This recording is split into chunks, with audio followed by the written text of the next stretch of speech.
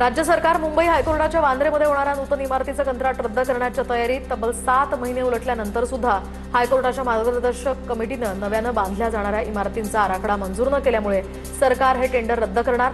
या नव्या इमारतीच्या बांधकामासाठी नव्यानं बदल करून जवळपास 4,217 कोटींचं टेंडर काढण्यात आलंय। लालबागच्या राजाचा यंदाचा पाद्यपूजन सोहळा पहाटे मंडळाचे अध्यक्ष बाळासाहेब सुदाम कांबळे यांच्या हस्ते संपन्न। लालबागचा राजा सार्वजनिक गणेशोत्सव मंडळाचं यंदाचं हे 93वं वर्ष। जोगेश्वरी टर्मिनसला मुंबई मेट्रोशी जोडण्यासाठी पश्चिम रेल्वेचं महत्त्वाचं पाऊल। तर टर्मिनसला मेट्रो मार्गाशी जोडण्यासाठी पादचारी पूल या ठिकाणी उभारला जाणार। मुंबईतील बेकायदेशीर फेरीवाल्यांना ओळखपत्र देऊ नका। फेरीवाल्यांना स्मार्ट ओळखपत्र देताना आवश्यक कागदपत्रांची पडताळणी करा। बोरिवलीचे भाजप आमदार संजय उपाध्याय यांची मागणी। लोकल रेल्वेच्या मध्य मार्गावर 2 महिन्यांमध्ये विनातिकीट प्रवाशांकडून 62 लाखांचा दंड वसूल। दररोज सरासरी 1 लाख रुपयांचा महसूल रेल्वेच्या तिजोरीत जमा।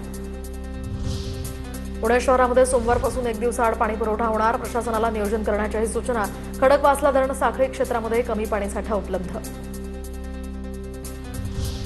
पुण्याच्या डेक्कन परिसरातील भिडे पूल आजपासून 5 सप्टेंबरपर्यंत बंद। डेक्कन मेट्रो स्थानकाजवळील पुलाचं काम सुरू होणार असल्यामुळे हा परिणाम। भिडे पुलासाठी आता पर्यायी मार्गाचा वापर करण्याचं पालिकेचं आवाहन। तर आज मध्यरात्रीपासून भिडे पूल वाहतुकीसाठी बंद होणार। पुण्यातील खडकवासला धरणामध्ये अवघा 0.84% टीएमसी पाणीसाठा शिल्लक। तर यंदा पर्जन्यमान कमी असल्यामुळे पाण्याचं नियोजन करावं लागणार।